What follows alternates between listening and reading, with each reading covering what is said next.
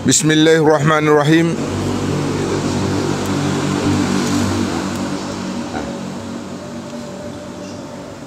Assalamualaikum warahmatullahi wabarakatuh. Alhamdulillah, wassalatu wassalamu ala rasulillah wa ala alihi wa sahbihi wa mawalah. Puji beserta syukur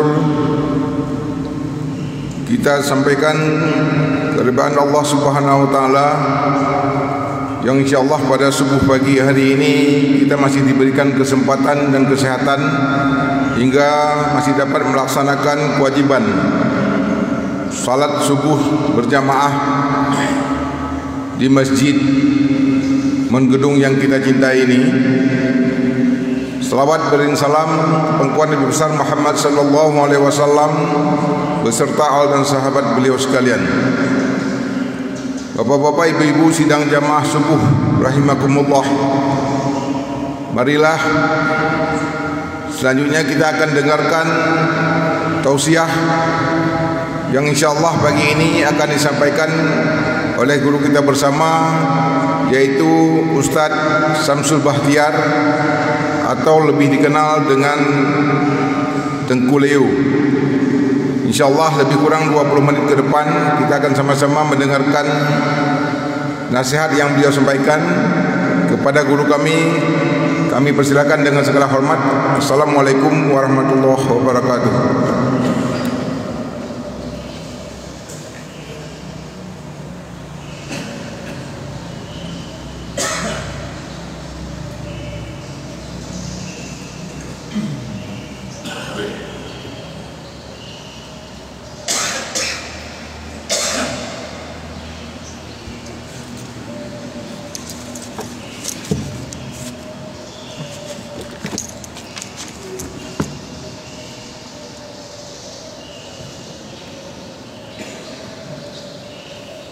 Assalamualaikum warahmatullahi wabarakatuh.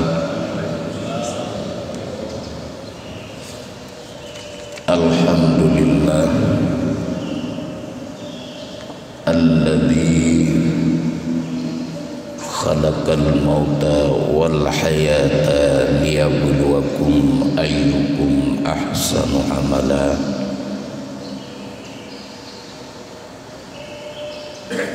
Allahumma salli ala Sayyidina Muhammad wa ala ali Sayyidina Muhammad, amma ba'd. Faya ayyuhal hadirun wal hadirat rahimakumullah, ittaqullah haqqa tuqatih wa la tamutunna illa wa antum muslimun. Qala Allah subhanahu wa ta'ala fil Qur'anil Karim, Bismillahirrahmanirrahim, Inna Allah wa malaikatahu yusalluna 'alan nabi, ya ayyuhalladzina amanu sallu 'alaihi wa sallimu taslima. Wa fi ayatil ukhra wa qala aidan, qad nara takalluba wajhika fis sama, falan walliyannaka qiblatan tardaha, fawalli wajhaka syatral masjidil haram, wa haitsu ma kuntum fawallu wujuhakum syatrah. Wa innal ladzina utul kitaba la ya'lamuna annahu al-haqqu min rabbihim wa ma Allahu bighafilin amma ya'malun. Sadaqallahul azim. Sidang jamaah salat subuh yang dirahmati Allah,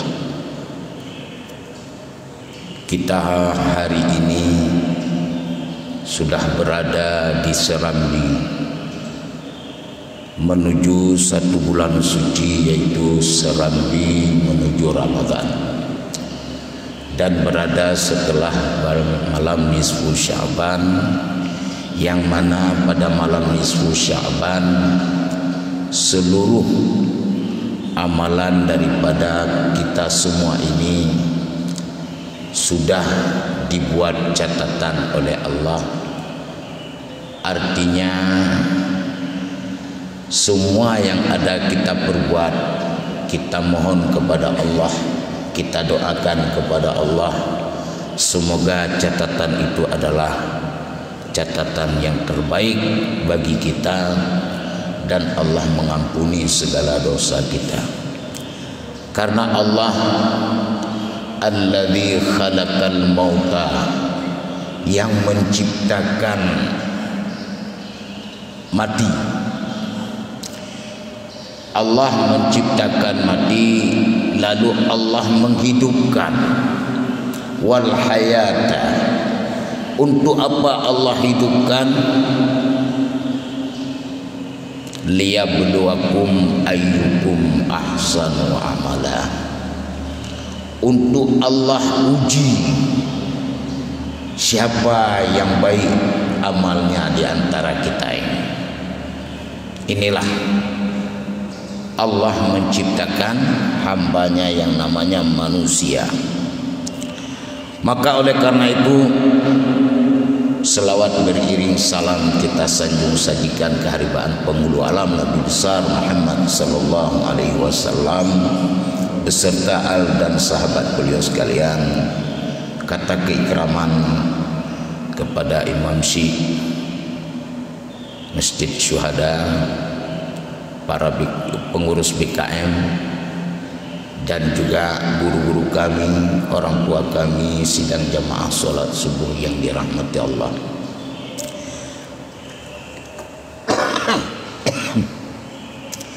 Sebenarnya banyak amal ibadah yang dilakukan di bulan Sya'ban oleh Rasulullah, walaupun tidak terlalu banyak dalam khususiahnya.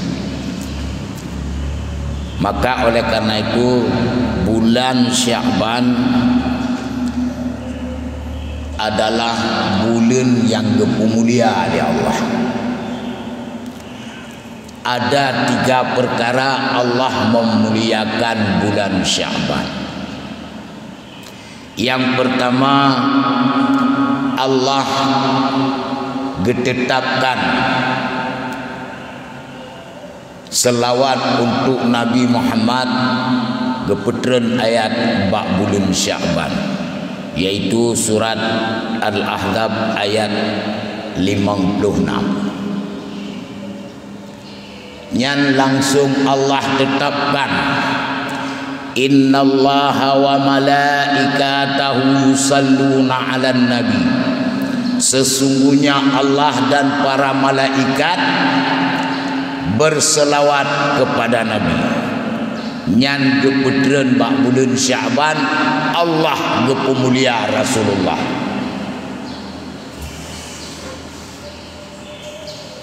Ya ayyuhalladzina amanu sallu alaihi wasallimu taslima.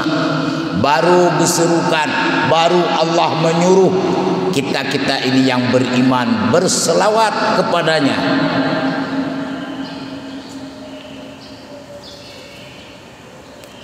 Ibnu Katsir dalam tafsirnya mengambil ibrah dari apa yang dikatakan oleh Imam Bukhari, yang bahwasanya Allah Subhanahu wa taala berselawat kepada Nabi, yaitu memuji Rasulullah. Allah gemetelawat ke Nabi, gepuja Nabi Muhammad.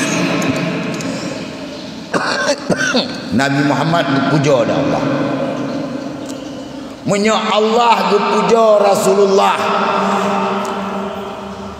maka Allah sangat murka kepada orang yang menghina Nabi Muhammad. Menyo Allah kagak puja.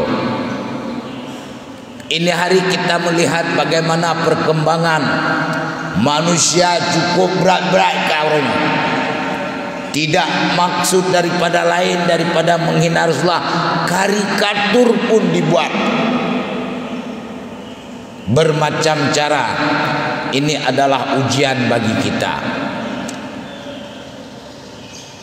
Kemudian Allah gepujo karena gepujo Rasulullah gemeselawut. Kemudian malaikat gemeselawut untuk bertanya untuk Rasulullah, karena malaikat tidak mengambil manfaat apapun. Teman keputi gemeselawut.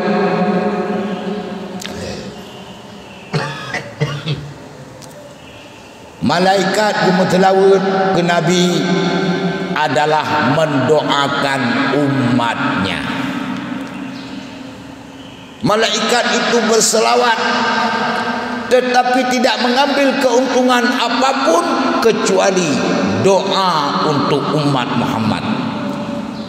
Maka dalam satu hadis terdapat, ya malaikati, hai malaikatku, kata Allah, ij'al salatakum wa tasbihakum, jadikanlah selawat dan tasbihmu fi Ramadan, di bulan Ramadan, li ummati Muhammadin sallallahu alaihi wasallam. Disuruh hadiahkan selawat tasbihnya untuk kita umat Muhammad di bulan Ramadan. Hanya kecok keuntungan malaikat, tetapi setiap selawat malaikat adalah doa kepada kita umat Muhammad. Baik sekali malaikat. Digetanya tamu tilawat ke Nabi tidak lain adalah untuk meraih keuntungan. Umat berselawat kepada Rasulnya adalah memohon syafaat nanti di yaumil kiamah. Maka layaklah dalam satu hadis Rasulullah berkata, atani Jibril wa Mikail wa Israfil wa Izrail, faqala Jibril, ya Muhammad, man salla alayya asra marratin fi ayyam ana akhudhu biyadihi ala sirat kal barkil kataf. Hai Muhammad, barang siapa yang mau berselawat untukmu 10 kali saja dalam satu hari, ana akhudhu biyadihi ala sirat kal barkil kataf, akulah yang akan memapah kedua tangan orang tersebut melintasi siratal mustaqim bagaikan kilat menyambar. Nyanti doga tamu tilawati ura malaikat Jibril gemat jaro bertanya untuk jak di atas siratal mustaqim lagi kilat menyambar. Wa qala Mikail, nekene malaikat Mikail, ana ashaitu min haudika ya Rasulullah, fatim mutlawat kegata doga mentang tiura hai Muhammad, leun yang akan bi air dari telaga engkau nanti di yaumil kiamah, yaitu telaga Kausar.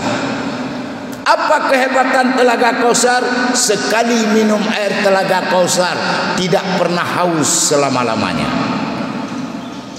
Hana katemung minuman mineral uronyo yang 3 JPI hana gerah-gerah li, tetapi telaga Kausar sekali minum tidak akan pernah haus selama-lamanya. Nyan dengan sebab kamu melawati doga tiuro. Wa qala Israfil, berkata malaikat Israfil, man salla alayya asra marratin ya Muhammad, Tadi mutlawat kegata tipluh ke mentang fi ayam, setiap hari 10 kali. Ana asjudu lillah, aku sujud kepada Allah. Ma yarfa'ur ra'si, tidak aku angkat kepalaku hatta yaghfirallahu lahu, sampai Allah mau mengampuni dosa orang yang berselawat untukmu. Tiploga tamu telawat malaikat Israfil yang mempunyai trompet peniup sangkakala sujud kepada Allah dan tidak akan mengangkat kepalanya sebelum Allah mengampuni dosa orang yang berselawat kepada Rasulullah.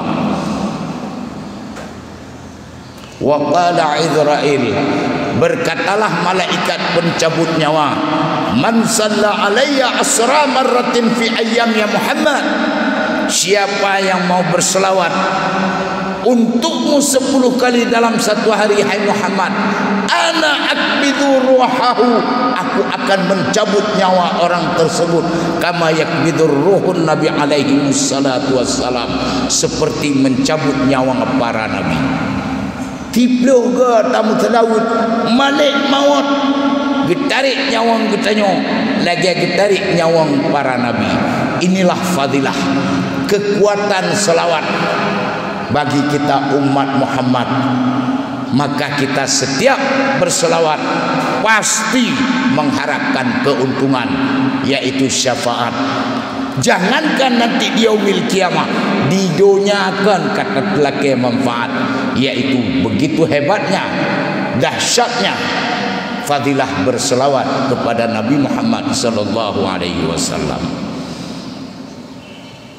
Yang kedua, bulan Sya'ban, bulan keputren, wajib ayat, wajib puasa, yaitu ayat 183. Ya ayyuhalladzina amanu kutiba alaikumusiyam kama kutiba alal ladzina min qablikum la'allakum tattaqun. Karena Rasulullah berpuasa Ramadan semenjak tahun kedua Hijriah, berada di kota Madinah. Tahun kedua Hijriah Rasulullah sudah berpuasa Ramadan, tetapi belum ada ketetapan wajib pada saat itu. Maka pada tahun ke-8 Hijriah Allah menetapkan wajib puasa Ramadan. Geputreun ayat wajib puasanya bak bulan Sya'ban. 8 tahun yang kau ikut Rasulullah berpuasa Ramadan, tetapi belum ada ketentuan wajibnya. Maka 2 bulan 2 tahun menjelang wafat Rasulullah, ditetapkanlah wajib puasa Ramadan. Maka Rasulullah hanya sempat tarawih selama hidup, yaitu 2 tahun, 2 masa puasa. Nah, ini terjadi semuanya di Madinah. Opo hana puasa Rasulullah Sya'ban berpuasa penuh juga. Kata Aisyah radhiyallahu anha, aku belum pernah melihat Rasulullah melakukan puasa ibadah, puasa sunatnya yang melebihi daripada ibadah di bulan lain kecuali puasa Ramadan dan juga puasa Sya'ban. Jadi Rasulullah letak puasa selain daripada puasa wajib Ramadan, puasa sunat yang banyak dilakukan adalah puasa bulan Sya'ban. Karena apakah? Isra Mi'raj bulan Allah, karena Rasulullah mengucapkan at-tahiyyatul mubarakatus salawatut thayyibatu lillah, Isra Mi'raj. Maka dengan sebabnya Allah bermulia Nabi Muhammad bulan Sya'ban, Allah ditetapkan selawat ke Rasulullah. Kemudian bak bulan Sya'ban Allah juga menetapkan wajib puasa kepada kitanya, yaitu umat daripada Rasulullah. Kemudian yang ketiga, sidang jamaah, bulan Sya'ban merupakan bulan yang dimuliakan oleh Allah Subhanahu wa taala. Allah pinah kiblat umat Muhammad, kiblat Muhammad dan umatnya dari Masjidil Aqsa ke Masjidil Haram. Nyop itu putreun bak bulan Sya'ban, sebagaimana ayat Al-Quran surat Al-Baqarah ayat 144, qad nara taqalluba wajhika fis sama. Kami sering melihat Muhammad memandang mukanya ke langit. Nepegah ada Allah sering tak Nabi Muhammad menengadahkan wajahnya ke langit. Falanuwalliyannaka qiblatan tardaha, maka akan kami Allah, maka akan kami arahkan pandangan Muhammad itu ke arah yang paling dia senangi. Jadi karena Nabi sabi-sabi angkat wajahnya ke langit, Allah akan kami palingkan wajahnya ke tempat yang ia senangi. Maka fawalli wajhaka syatral masjidil haram, maka Allah memalingkan wajah Nabi Muhammad itu ke kiblatnya, yaitu ke Masjidil Haram. Yang terjadi bak bulan Sya'ban. Jadi barokan bertanya kiblat ke Masjidil Aqsa. Ngan bulan Sya'bannya Allah gepinah kiblat bertanya dari Masjidil Aqsa ke Masjidil Haram. Nanya pegah oleh Allah, wahai suma kuntum fawalli wujuhakum syatrah, dan hadapkanlah hai Muhammad wajahmu dimanapun bumi kamu berada. Wat yang berada engkau Muhammad, tetap kamu hadapkan wajahmu ke Ka'bah. Maka orang Eropa hadap ke timur, ikun Jawa Eropa timur tengah, Ka'bah di timur. Itanya mengarah ke barat becut. Itanya tak hadap ke barat, tetapi kita bukan menghadap barat, tetapi menghadap kiblat. Tetapi buta tepuk lagi tanya Allah gak abadikan persoalan kiblat ini nepegah oleh Allah. Wa innal ladzina utul kitab liya'lamuna annahu al-haqqu mir rabbihim. Allah berpegang pernyataan bahwa sesungguhnya orang-orang yang kami berikan kitab, yaitu Taurat dan Injil, mereka itu tahu pemindahan kiblat itu adalah dari Tuhan mereka.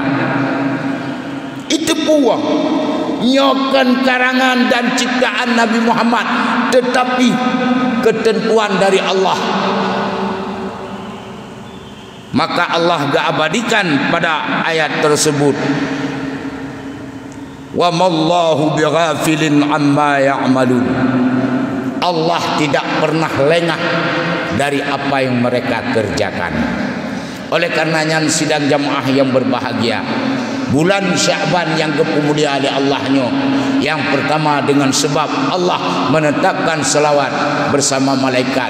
Guputreun ayatnya bak bulan Sya'ban, anehnya guputreun ketetapan wajib puasa Ramadan, ayatnya guputreun bak bulan Sya'ban. Anehnya pemindahan kiblat dari Masjidil Aqsa ke Masjidil Haram juga guputreun ayat bak bulan Sya'ban. Maka oleh karenanya sidang jamaah yang berbahagia, bak bulan Rajab kita nyota pudlih badan, bak bulan Sya'ban guyu pudlih hati.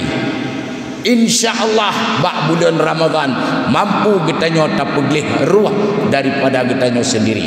Maka persoalan dari yang menyangkut dengan hati, Allah mengabadikan dalam Al-Quran, qad aflaha man tazakka wa zakara asma rabbih fasalla bal tu'siruna al-hayata ad-dunya wal akhiratu khairu wa abqa inna hadha la fi as-suhufil ula suhufi Ibrahim wa Musa. Beruntunglah orang-orang yang mensucikan dirinya, artinya membersihkan hatinya, dan selalu ingat kepada Tuhannya, dan selalu melaksanakan sholat. Hal ini lebih condong manusia kepada dunia dibandingkan kepada akhirat, padahal akhirat adalah negeri yang kekal baka. Dan hal ini juga telah termaktub dalam kitab yang terdahulu, termasuk dalam suhufnya Ibrahim dan Musa alaihi salam. Maka oleh karena itu sidang jamaah yang dirahmati Allah, bulan Sya'ban bukalah hatimu, rajutlah silaturahmi yang telah putus, untuk membaikkan hati. Kalau tidak mampu kita melanjutkan kemuliaan bulan Ramadan. Imam Syafi'i mengatakan mustahil membersihkan hati di bulan Sya'ban jika kamu tidak mampu mensucikan jasad di bulan Rajab, dan lebih mustahil lagi kamu bisa mensucikan ruh apabila di bulan Sya'ban tidak mampu mensucikan hatimu sendiri. Inilah yang dapat kita sampaikan pada pertemuan ini, yang insya Allah semoga dengan Sya'ban sebagaimana Rasulullah mendoakan, Allahumma barik lana fi Rajab wa Sya'ban wa balighna Ramadan.